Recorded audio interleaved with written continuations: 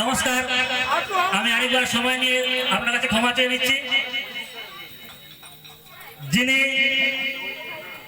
এই নিত্যানন্দ কীর্তন সম্প্রদায়ের করতালি দিয়ে তালকে বেতাল এবং মাতাল করে তুলেছেন, সেই ছোট্ট ছেলে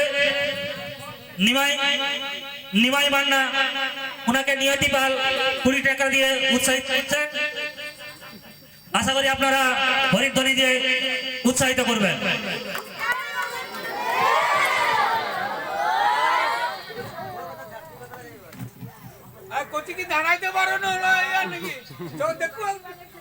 যিনি মুরলী ধ্বনি শুনিয়ে এই শ্রীধাম নবদ্বীপে যে ভক্তবৃন্দ দাঁড়িয়ে রয়েছেন, মোহিত কল্যাণ, ওনাকে আবার একবার উৎসাহিত করছেন।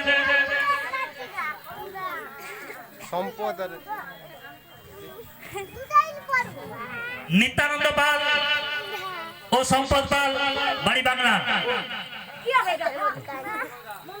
ওনারা দুজন এই মুরলী ধ্বনি যিনি বাড়িয়েছেন, ওনাকে উৎসাহিত করলেন 50টি টাকা দিয়ে। আশা করি আপনারা আবার একবার হরিধ্বনি দিয়ে উৎসাহিত করবেন। তো আমি অনুরোধ করব, যিনি মুরলী ধ্বনি বাজিয়েছেন, ওনার কণ্ঠ থেকে আমি একটি গান শুনতে চাই।